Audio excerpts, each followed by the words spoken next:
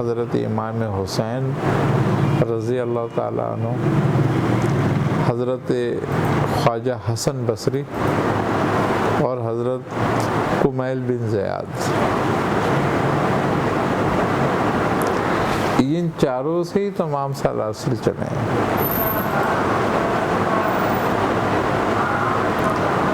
اور جتنے بھی سلاسل ہیں وہ انہی پہ جا کے منتہی ہوتے ہیں۔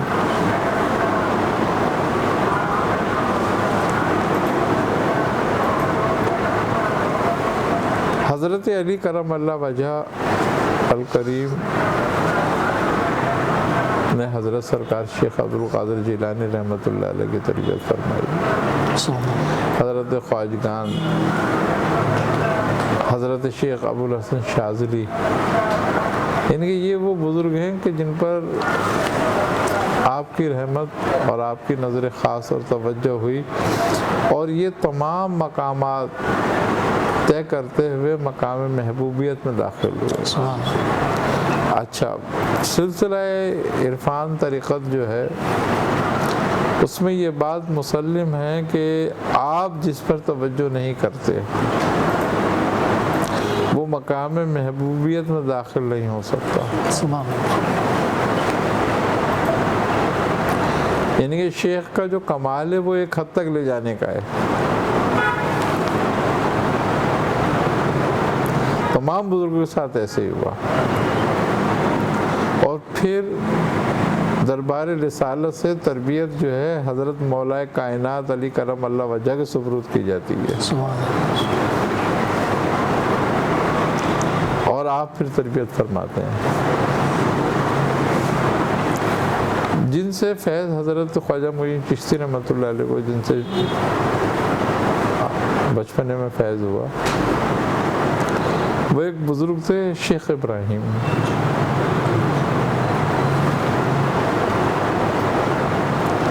تو آپ کا پورا جسم پھٹا ہوا تھا اور اس سے پانی رستا تھا، تو لوگ یہ سمجھے کہ آپ کو کوڑ ہو گیا ہے۔ تو جو کوڑ ہوتے تھے ان کو شہر سے باہر نکال دیا جاتا تھا، اور اگر وہ شہر میں داخل ہوتے تو ان کو پتھر مارے جاتے تھے، یعنی کہ تاکہ شہر میں نہ آئے، ان سے وبا نہ پھیل جائے شہر میں کہیں، تو اس لیے شہر سے باہر رکھتے تھے۔ تو حضرت شیخ ابراہیم جب بھی شہر میں داخل ہوتے تو آپ کو لوگ پتھر مارتے، تو آپ نے اپنا مسکن اس باغ کو، ایک باغ کو بنا لیا، سنجر میں رہتے تھے آپ۔ تو کہتے ہیں کہ وہ سنجر کا جو باغ تھا وہ خواجہ معین چشتی رحمۃ اللہ علیہ کے والد کی ملکیت تھا شاید۔ تو آپ ایک دن اپنے باغ میں گئے تو آپ نے دیکھا کہ ایک شخص بیٹھا ہوا ہے جس کا سارا جسم پھٹا ہوا ہے۔ انہوں نے آپ کی طرف دیکھا اور آپ کو اپنے قریب بلایا کہ ادھر آؤ۔ آپ اپنے قریب گئے، آپ نے اپنا ایک تھیلا تھا آپ کا، اس میں کچھ ٹٹولا تو ایک سوکھا ہوا ٹکڑا روٹی کا نکلا اس میں۔ آپ نے وہ روٹی آپ کو کہا کہ اس کو کھا لو، آپ نے وہ روٹی کھا لی۔ آپ نے فرمایا کہ جاؤ، جو تمہارا حصہ ہمارے پاس تھا ہم نے تمہیں دے دیا۔ سبحان اللہ، سبحان اللہ۔ اسی دن سے آپ کی کیفیت تبدیل ہو گئی، اور آپ نے فرمایا کہ یہ بچہ جو ہے مقام محبوبیت تک پہنچے گا۔ سبحان اللہ، سبحان اللہ۔ تو پھر آپ کی صحبت آپ سے رہنے لگی۔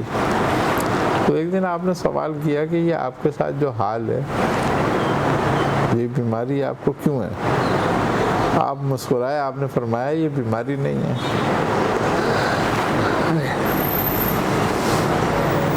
ان کا پھر کیا ہے یہ؟ تو آپ نے فرمایا کہ میں نے، جب مجھے نبی پاک صلی اللہ علیہ وسلم کی بارگاہ میں حاضر ہوا تو مجھ سے پوچھا گیا کہ تم کیا چاہتے ہو؟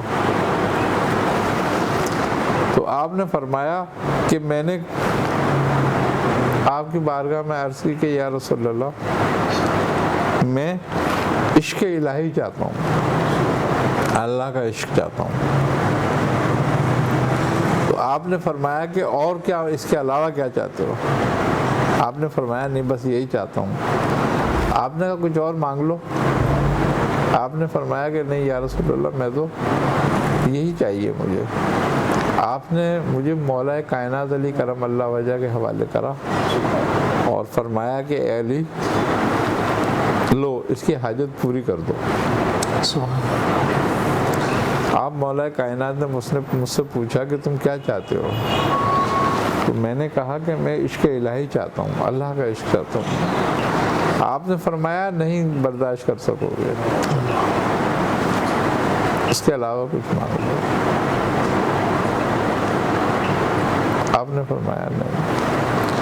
آپ نے فرمایا کہ میں اگر ایک ذرہ بھی تمہیں دوں گا نا اس عشق کا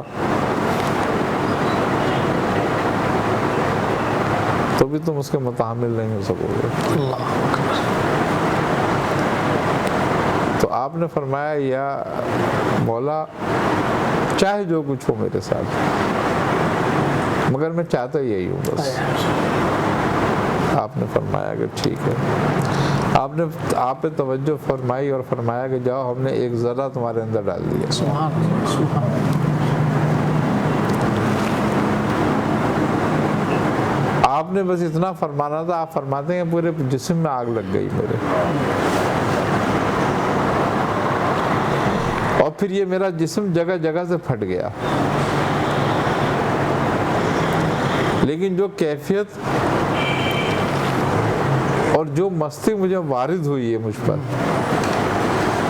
اور جو حجاب مجھ سے اٹھے ہیں میں اس کو بیان نہیں کر سکتا. آپ فرماتے تھے اے حسن جب تم اس مقام پر آؤ گے تم خود محسوس کرو گے کیا ہوتا ہے وہ. اس کو زبان سے نہیں بتایا جا سکتا کسی کو. اور آپ نے اسی حالت میں پردہ فرمایا.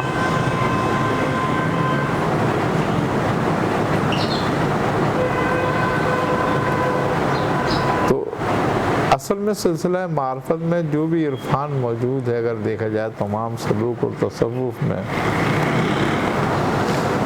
وہ تو اس بحر بے قرار کا کوئی قطرہ ہی ہے بس ایک. سبحان اللہ. سبحان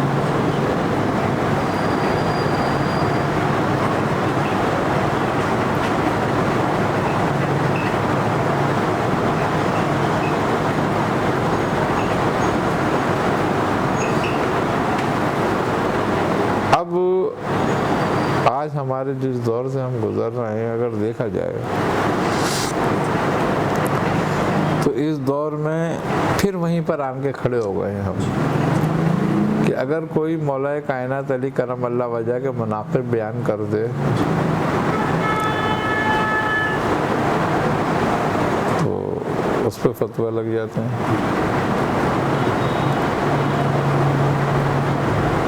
کہ یہ تفضیلی ہو گئے.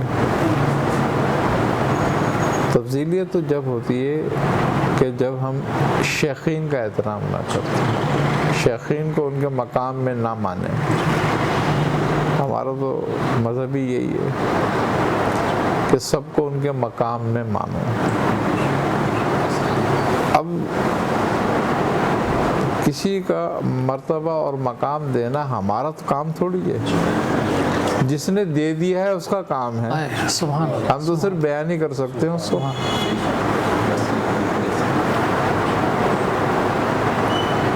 بڑا فضیلت والا گھرانہ ہے. اللہ تعالیٰ ان کی محبت میں ہمارا آخر کرے. آمین آمین آمین.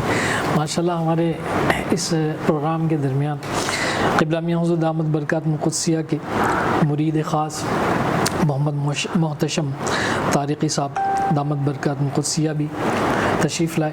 ہم ان کو خوش آمدید کہتے ہیں. مولا علی کرم اللہ تعالی وجہ الکریم سے ایک خصوصی لگاؤ, خصوصی نسبت اور آپ کی خصوصی توجہ عنایت قبلہ میاں حضور دامت برکات قدسیہ کی وساطت سے وسیلے سے آپ کو بھی حاصل ہوئی ہے.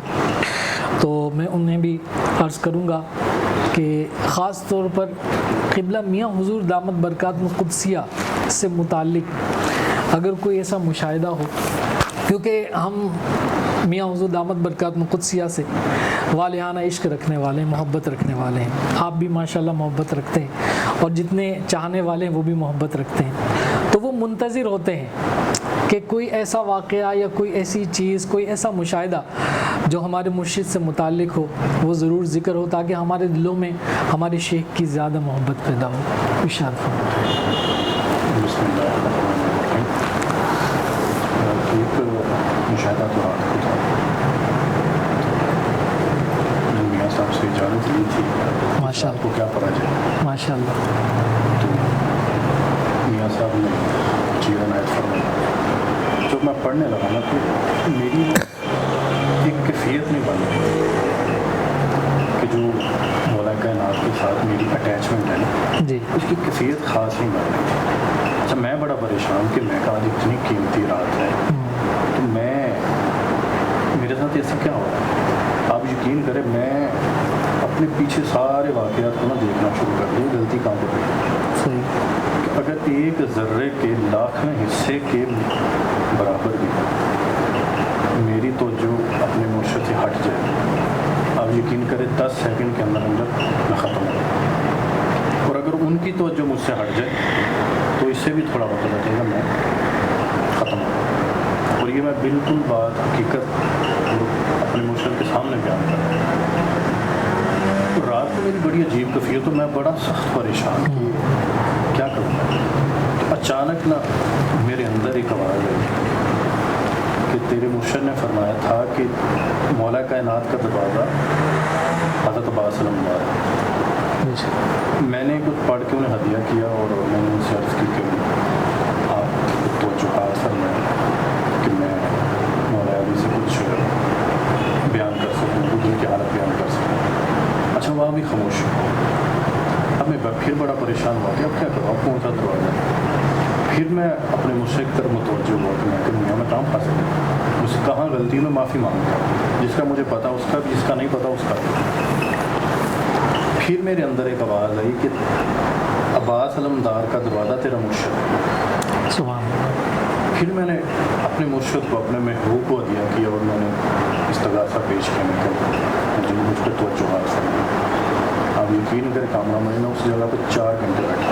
اس کے بعد 4 گھنٹے بیٹھا رہا. مجھے کوئی ہوش نہیں کہ فجر ہوئی ہے، کیا وقت ہوا ہے. تو میری جب میں اس کیفیت کے باہر آیا تو میرے کپڑے گیلے، میرا سب کچھ تھا ایسے تھا جیسے ہر چیز تھمی ہوئی. ایسی مولا کائنات تک توجہات فرمائی کہ پھر مجھے کچھ جو میں نے مانگنا تھا وہ تو پتہ نہیں کس طرح سے مانگا گیا. پھر میں نے اپنے مرشد کے لیے، مرشد کی اولاد کے لیے، اور جو میرے مرشد کا پیر خانہ سارا اور خان کا ہے اپنی، آپ یقین کریں کتنی دیر تک میں اس کیفیت کے رہا کہ آپ ان پہ بے بہا کرم فرمائیں، جو انہیں کی وجہ سے میں اس کیفیت میں بھی آیا. تو رات کو جو دروازے کھلے وہ مرشد اور محبوب کی وجہ سے کھلے، ورنہ وہ بند رات کو انہوں نے ویسے دکھایا بھی نہیں کہ آپ لوگوں میں سے کوئی کچھ بھی نہیں ہے سوائے آپ کے پیر کی نسبت کیا، کچھ نہیں. کوئی رات کو نہ کو عمل کام آیا، نہ کو تہجد کام آئی، نہ کو ذکر اذکار کام آیا. تو جو کام آئی شیخ کی نسبت اور شیخ کی توجہ کام آئی. تو یہ رات کو اتنا گہرا مشاہدہ تھا یہ. تو میں بڑی دیر تک اس جگہ پہ سکون بیٹھا رہا، ورنہ 4-5 گھنٹے بیٹھنا ایک نشست میں بڑا مشکل کام ہے. تو مجھے ارد گرد کی کوئی ہوش نہیں، کوئی خبر نہیں کہ کیا ہے. بس وہ ایک آنسو تھے اور اس کیفیت میں مانگتا جا رہا تھا. تو بات یہ بھی ہو رہی تھی کہ جو مرشد کے ساتھ مخلص تھے ان کے چہرے، ان کے نام آ رہے تھے کہ ان کے لیے ان کے لیے ان کے لیے. وہ رات کو بڑی گہری کیفیت تھی، بڑی عجیب و غریب سی. تو سحری میں پہلے کر چکا تھا، مجھے پتا تھا کہ اگر کچھ کھلا تو یہ 4-5 گھنٹے کھل جائے. اور اس کے بعد ایک مشاہدہ تھا. وہ لوگ ایک گھرانہ ہے، وہ میاں صاحب سے بڑی محبت کرتے ہیں اور انہوں نے مجھ سے نا کچھ مانگا پڑھنے کے لیے. تو مجھے میاں صاحب نے ایک اسم عطا فرمایا تھا الباسط. سبحان اللہ. اور یہ ان اسماء میں سے ہے کہ جو شغل جبرائیل جن سے چلتا ہے. میں نے ایک دفعہ میاں صاحب سے بڑا تفصیلی پوچھا کہ کن اسماء سے میاں شغل جبرائیل چلتا ہے اور ان اسماء میں سے سب سے طاقتور لفظ کون سا ہے. تو مجھے میاں صاحب نے فرمایا ان میں سب سے طاقتور جو اسم ہے وہ باسط ہے. تو ایک دفعہ میں نے میاں صاحب سے کی کہ مجھے بعض وقت قبض کی کیفیت ہو جاتی ہے، نہ نماز کی طرف دھیان رہتا ہے، ذکر اذکار میں مجھے ایسے لگتا ہے جیسے پکڑا ہوا کسی کو۔ تو میاں صاحب نے فرمایا کہ تم الباسی تو پڑھو، اس کا ایک خاص طریقہ بھی فرمایا کہ وہ پڑھنا چاہیے۔ میں نے وہ پڑھنا شروع کر دیا۔ اب اس پڑھنے سے یہ معاملہ ہوا کہ بندے کا ایک تو سینہ بڑا کشادہ ہوتا ہے، اور ایک جو آپ کا مرشد آپ معرفت کی جو باتیں کرتا ہے اس کا انشراح آپ پہ بڑی جلدی ہوتا ہے۔ سبحان اللہ، سبحان آپ اپنے مرشد کی اس بات کا انکار نہیں کر سکتے، اس کی تشریح آپ کے اندر آ رہی ہوتی ہے۔ سبحان اور دوسرا اس کا فائدہ ہوا وہ جو اسم ہے وہ سخی بناتا ہے۔ سبحان آپ کو کمی کا جو آپ کہتے ہیں نا کمی ہو جائے گی یا پیسے ختم ہو جائیں گے، اس سے وہ آپ کو بالکل آزاد کر دیں۔ تو میں نے ایک دفعہ میاں صاحب سے اس کی میں کہوں، اور جو میرے پاس تھا وہ تو سارا کچھ دے دیا، اب میں کیا کروں۔ سبحان تو مجھے میاں صاحب فرمانے لگے کہ اب جو تم اپنا ذکر کرتے ہو، اگر تمہیں کسی بھی کبھی بھی کسی وقت کسی مقام پہ کسی چیز کی ضرورت پڑ جائے، اپنا ذکر کرتے کرتے بس تصور کر لینا، وہ چیزیں اپنے آپ آ جائیں گی، سبحان تمہیں کچھ نہیں کرنا پڑے۔ آپ یقین کریں، ایک آدھ دفعہ ہی ہوا تو میں تھک گیا، میں سنبھال نہیں سکتا۔ وہ نعمتیں ایسے آتی ہیں ایسے آتی ہیں۔ کچھ میاں صاحب نے یہ بھی فرمایا تھا کہ دیکھو یہ جو پڑھائیاں ہیں اس کو دنیا کے لیے استعمال کبھی نہیں کرنا صحیح، کہ پیسے کمانے کے لیے یا فلاں۔ ویسے بھی میاں صاحب نے منع کیا ہوا کہ صورت اخلاص خاص طور پر کسی دنیا دار کو کبھی نہ دینا۔ سبحان اللہ، تو میرا ذکر میاں صاحب نے یہ خاص طاقت دیا، اور جس کو یہ ذکر دیا جاتا ہے پہلے اس کا نام روحانیت میں رجسٹر کروایا جاتا ہے، صحیح ورنہ اس کی روحانیت نہیں کھلتی اور آپ کو نقصان دیتی ہے، صحیح، اور وہ آپ کا کامل مرشد ہی وہ آپ کا نام اس میں رجسٹر کروا سکتا ہے۔ سبحان اللہ، تو اس ایک گھرانے کا میں آپ کو بتا رہا تھا، تو میں نے انہیں الباسی تو دے دیا، یا باسی تو میں نے کہا اب یا باسی تو پڑھو، اور میاں صاحب کی ہمت اور نسبت سے میں نے کہا یہ آپ پڑھو اسے۔ ان لوگوں نے پڑھنا شروع کیا، انہوں نے پورا اپنا ایک مشاہدہ لکھ کے بھیجا مجھے۔ جی، تو وہ کہنے لگے کہ ایک دن میں پڑھ رہی تھی تو میری آنکھ لگ گئی، اور میں نے دیکھا کہ میں محتشم بھائی کے ساتھ مدینہ منورہ میں مسجد نبوی میں نبی پاک صلی اللہ علیہ وسلم کی جالیوں کے سامنے موجود ہیں۔ سبحان اللہ، محتشم بھائی بھی جالیوں کے سامنے کھڑے ہیں اور دعا مانگ رہے ہیں، اور میں آپ کے پیچھے کھڑے ہیں۔ سبحان اللہ، پھر اچانک نبی کریم صلی اللہ علیہ وسلم کی قبر مبارک ہے، وہاں موجود روزے مبارک کا دروازہ خود بخود کھل جاتا ہے، سبحان اللہ، جیسے اندر موجود ہستیوں کو پتہ ہے باہر کون آ کے کھڑے ہوئے۔ پھر محتشم صاحب اور میں اندر چلے جاتے ہیں۔ میں روزے مبارک کے اندر جا کر دیکھتی ہوں تو اندر بہت نور ہی نور ہوتا ہے، سبحان اللہ، اور سامنے محتشم صاحب کے جو مرشد کامل ہیں میاں حضور دامت برکاتہ ملیہ، وہ تشریف فرما ہوتے ہیں، سبحان اللہ، اور آپ کے چہرے پر بہت زیادہ نور ہوتا ہے، اور آپ ہمیں دیکھ کے مسکرا رہے ہوتے ہیں، سبحان اللہ، سبحان اللہ، اور پھر آپ ہمیں دیکھ کے اندر آنے کی اجازت عنایت فرماتے ہیں۔ سبحان آپ روزہ مبارک کے اندر آ جائیں۔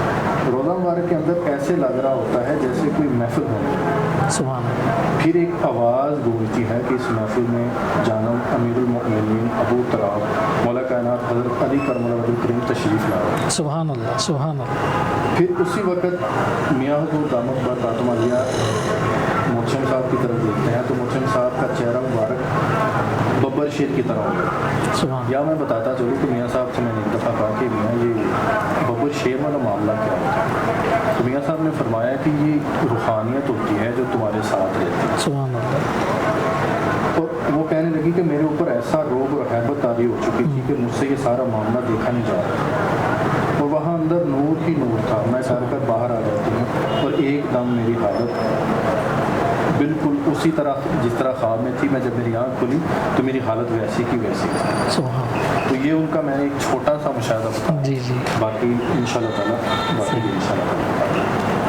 اور ایک خطور ہیں انہوں نے میاں صاحب نے جو درود پاک بتایا تھا نا سیدنا کریم صلی اللہ علیہ جی، وسلم، انہوں نے وہ پڑھنا شروع کر دیا۔ تو وہ کہنے لگی کہ اچھا یہ میں سب سے پہلے یہ بتاتا چلوں کہ یہ سارے کا سارا فیض میاں صاحب کا اور ہمارے سلسلے کا ہے، اس میں میرا کوئی کمال نہیں، بس میرا صرف اتنا حصہ ہو گیا کہ میں نے وہ چیز میاں صاحب سے لے کے انہیں دے دی۔ صحیح، تو وہ کہنے لگی کہ میں سیدنا کریم کی تصویر پڑھ رہی تھی تو روزہ پاک کے اندر محتشم صاحب حضرت عمر رضی اللہ تعالیٰ عنہ کی قبر مبارک کے قدموں میں بیٹھے ہوئے تھے سبحان اور میں نبی کریم صلی اللہ علیہ وسلم کے قدموں مبارک میں بیٹھ جاتی ہوں اور درود پاک پڑھنے لگ جاتی ہوں. ایک دم پردے ہٹتے ہیں اور میں قبر آقا صلی اللہ علیہ وسلم کے پاس اندر جا کے بیٹھ جاتی ہوں اور درود پاک پڑھنا شروع کر دیتی ہوں. کافی دیر پڑھنے کے بعد ایک خوبصورت چہرہ سامنے آتا ہے اور ایک نوجوان ہوتا ہے جس کی داڑھی کالی اور بڑا خوبصورت ہوتا ہے اور وہ حضرت عیسیٰ علیہ السلام ہوتا ہے. سبحان. تو حضرت عیسیٰ علیہ السلام جب تشریف لے کے آتے ہیں تو نبی کریم صلی اللہ علیہ وسلم حضرت عیسیٰ سے پوچھتے ہیں عیسیٰ کیسے آنا ہوگا؟ تو حضرت عیسیٰ علیہ السلام اس کو آ کے فرماتے ہیں یا رسول اللہ صلی اللہ علیہ وسلم میں آپ کو سلام کرنے آیا. سبحان. پھر دوسری دفعہ نبی کریم صلی اللہ علیہ وسلم حضرت عیسیٰ سے پوچھتے ہیں عیسیٰ کیسے آنا ہوگا؟ پھر وہ حضرت عیسیٰ علیہ السلام فرماتے ہیں کہ یا رسول اللہ میں آپ کو سلام کرنے آیا. تیسری دفعہ پھر ایسے ہی ہوا. تو جب تیسری دفعہ انہوں نے فرمایا نا کہ یا رسول اللہ میں سلام کرنے آیا تو نبی کریم صلی اللہ علیہ وسلم نے فرمایا کہ عیسیٰ وہ محتشم کھڑا ہے آپ ان سے بھی ملو جا کے. تو وہ حضرت عیسیٰ علیہ السلام میرے پاس آتے ہیں تو آ کے پوچھتے ہیں محتشم تمہارے معاملات میاں صاحب سے متعلق پوچھتے ہیں کہ میاں صاحب سے تمہارے معاملات کیسے چل رہے روحانی. تو میں نے کہا میرے تو معاملات ماشاءاللہ بڑے اچھے چل رہے ہیں. تو ایک دم اتنی بات سن کے حضرت عیسیٰ علیہ السلام غائب ہو جاتے ہیں اور اس کے بعد حضرت فاطمہ الزہرا سلام علیہا تشریف لے آتے ہیں اور نبی کریم صلی اللہ علیہ وسلم تشریف فرما ہوتے ہیں اور مجھے نبی پاک صلی اللہ علیہ وسلم کی صرف داڑھی مبارک نظر آ رہی ہے اور وہ حضرت فاطمہ الزہرا سے گفتگو فرما رہے ہیں. تو پھر حضرت فاطمہ الزہرا اپنے بابا سے گلے ملتی ہیں اور آقا پاک صلی اللہ علیہ وسلم فرماتے ہیں اس خاتون کا نام لے کے گڑیا کچھ مانگنے آئی ہے آپ اسے عطا فرمائیں. تو پھر نبی پاک صلی اللہ علیہ وسلم فرماتے ہیں کہ گڑیا کیا تم نے جنت دیکھی؟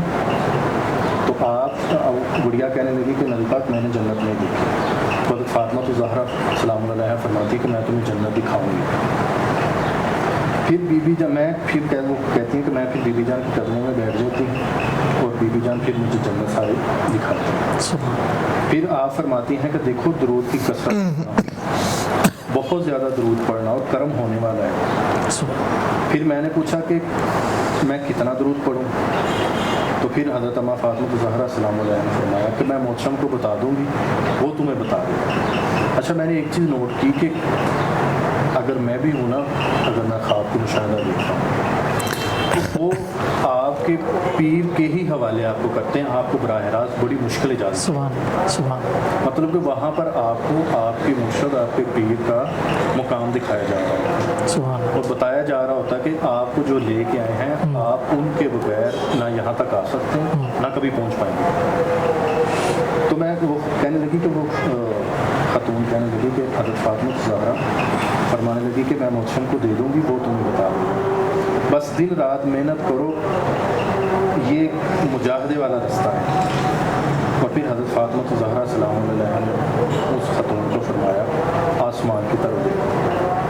تو وہ کہتی ہے کہ میں نے جب آسمان کی طرف دیکھا تو نیلا آسمان تھا اور بہت اونچا تھا.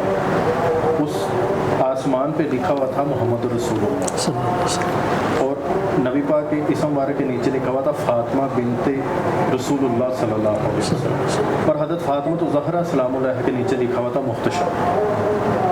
تو میرا ایک مشاہدہ بھی تھا کہ جو اہل بیت کا جو نور تھا جو خاص فیض تھا وہ حضرت فاطمہ الزہرا سلام علیہا کے ذریعے میاں صاحب کے اندر وہ نور ٹرانسفر ہوا پھر وہ نور میاں صاحب کی برکت اور وسیلے سے میرے اندر ٹرانسفر ہوا اور میں نے اس چیز کا بڑا اندازہ لگایا کہ جس کو بھی اگر میں نے انہیں صرف کیا کہا تھا کہ آپ 11 دفعہ سورہ مزمل پڑھنا اور 11 دفعہ سورۃ اخلاص پڑھ کے میری روح کو عطیہ کرتے ہیں صرف 11 دفعہ مزمل اور 11 دفعہ سورۃ اخلاص اور یہ جو درود پاک بتایا گیا ہے یہ پڑھنا. ان کے اتنے مشاہدات ہیں کہ ایک الگ سے 2-3 پروگرام ہوتے ہیں انشاءاللہ اس پروگرام میں کیونکہ بہت سارے ہمارے ویورز ہیں جو منتظر ہیں میاں حضور دامت برکاتہ قدسیہ کے ملفوظات سننے کے حوالے سے بھی. اور یہ سلسلہ دیکھیں ختم نہیں ہوا یہ سلسلہ ابھی چلے گا اور یہ آج محتشم بھائی نے صرف 2 مشاہدات ذکر کیے ہیں ان کے پاس بھی بہت سارے مشاہدات ہیں اور تقریباً میاں حضور دامت برکاتہ قدسیہ کے 200 سے زائد اسٹوڈنٹ ان کا پورا ڈیٹا الحمدللہ میرے پاس ہے، اور وہ اگر کتابی صورت کے اندر ان مشاہدات کو ہم لے کر آئیں تو وہ ہزاروں صفحات کے اندر بن جائے گا، اور ان میں سے ہر جو طالب علم ہے الحمدللہ اس نے کہیں نہ کہیں کسی نہ کسی حوالے سے قبلہ میاں حضور دامت برکات قدسیہ کا خصوصی فیض پایا ہے، اور اس فیض کا کوئی نہ کوئی حصہ ان کو ضرور حاصل ہوا ہے۔ قبلہ میاں حضور دامت برکات قدسیہ کا یہ فیضان ہے، اور یہ فیض الحمدللہ میاں حضور دامت برکات قدسیہ کے وسیلے سے محتشم بھائی کو بھی مل رہا ہے، اور دیگر جتنے بھی چاہنے والے ہیں، محبت کرنے والے ہیں، ان کو بھی یہ خصوصیت اور خاصیت حاصل ہے، اور یہ سب فیضان قبلہ میاں حضور دامت برکات قدسیہ کہ اللہ تعالیٰ میاں حضور دامت برکات قدسیہ کو عمر خضری عطا فرمائے، آپ کا سایہ شفقت تادیر ہمارے سروں پر قائم و دائم فرمائے۔ میاں حضور سوالات کی طرف آتے ہیں، کچھ سوالات ہیں ویورز کے۔ نام شیخ فرید مستان صاحب میں یو ایس اے سے ان کا تعلق ہے، کہتے ہیں کہ ان کی بہن ہے، ان کو ڈاکٹر نے ریشے کا بتایا ہے اور ان کے ہاتھ بہت کانپتے ہیں، اس کا کوئی حل ارشاد فرمائیں۔ بسم اللہ۔ سورہ زلزال 41 مرتبہ پڑھ کے پانی پہ دم کر کے پیا کریں، اور 5 باداموں پہ دم کر لیں، روزانہ 5 باداموں کا استعمال کریں، کھایا کریں چبا چبا کے، تو انشاءاللہ تعالیٰ اس سے بہت افاقہ ہو جائے گا۔ سبحان اللہ۔ اچھا میاں حضور ایک اور سوال ہے سائل کرنے والے عمران حسین نام ہے، والدہ کا نام افضل بیگم ہے، کہتے ہیں کہ کافی عرصے سے سر کے درمیانی حصے میں درد رہتا ہے اور بھاری پن محسوس ہوتا ہے، سوتے وقت وائبریشن محسوس ہوتی ہے، اور جب درود پڑھتا ہوں تو سر میں سے آواز آتی ہے، اس کی کیا وجہ ہے اور اس کا حل ارشاد فرمائیں۔ اصل میں ان کو تھوڑی سی توجہ کی ضرورت ہے، اور یہ لطیفہ خفی جو ہوتا ہے جی، جو ہماری پیشانی میں ہوتا ہے، ضرورت پاک سے یہ کھلنا چاہتا ہے، تو جب یہ نہیں کھل پا رہا ہوتا تو پھر تکلیفیں ہونا شروع ہو جاتی ہیں، تو ان سے کہو کہ کوئی کسی خانوادے میں بیعت کریں اور توجہ لیں، تو انشاءاللہ تعالیٰ بہتر ہو جائیں گے۔ صحیح۔ اسی طرح غیاث الدین صاحب ہیں، والدہ کا نام اسما خاتون ہے، نیو یارک سے ان کا تعلق ہے، کہتی ہیں کہ 2 سال سے میرے گرین کارڈ کا مسئلہ پھنسا ہوا ہے، کافی پیسے لگائے ہیں مگر کوئی مسئلہ حل نہیں ہو رہا، اس کے متعلق کچھ ارشاد فرما دیں۔ سورہ آل عمران کی آیت 72-73 جو ہے، روزانہ جو ہے یہ 101 بار پڑھا کریں، اور آگے پیچھے درود شریف پڑھنے تو انشاءاللہ یہ مسئلہ حل ہو جائے گا۔ اسی طرح ایک اور خاتون ہے، کہتی ہیں کہ میری بیٹی ہے اور مہوش اس کا نام ہے، اور والدہ کا نام فوزیہ بی بی ہے، دبئی سے ان کا تعلق ہے، اور تقریباً کافی دنوں سے جیل کے اندر ہے، اور ان کے شوہر نے جو ہے ان کے ساتھ کچھ ناجائز جو ہے مقدمات کے اندر ان کو پھنسا کر جیل کے اندر جو ہے وہ ہو گیا، ان کا معاملہ مقدمہ ہوا، اریسٹ ہو گئی، حافظہ بھی ہیں اور کوئی قصور بھی نہیں ہے، چاہتی ہیں کہ رہائی مل جائے۔ حافظہ ہیں تو سورہ تغابن روزانہ جو ہے 18 مرتبہ پڑھیں، اور آگے پیچھے 9 مرتبہ درود شریف پڑھیں، درود ابراہیمی، اور یا خالص ہو یا مخلص ہو، یا خالص ہو یا مخلص ہو، یا خلاص، یا خلاص، بس 300 مرتبہ ان اسما کا ورد کریں، انشاءاللہ تعالیٰ بالکل سبھی نکل جائے گی وہاں سے۔ سبحان اللہ۔ اسی طرح جتنے بھی ہمارے ویورز ہیں، چاہنے والے ہیں میاں حضور کے، اور چاہتے ہیں کہ وہ قبلہ میاں حضور دامت برکات قدسیہ سے اپنے سوالات ان کی بارگاہ میں رکھے جائیں، تو جو ہماری جو ویڈیو چلتی ہے اس کے نیچے نمبر موجود ہیں، ان نمبر کے اوپر آپ واٹس ایپ کے اوپر بھی اپنے سوالات دے سکتے ہیں، کومنٹس کے اندر بھی اپنے سوالات لکھ سکتے ہیں، انشاءاللہ العزیز وقت مناسب پر آپ کے تمام سوالات قبلہ میاں حضور دامت برکات قدسیہ کی بارگاہ میں رکھے جائیں گے۔ میاں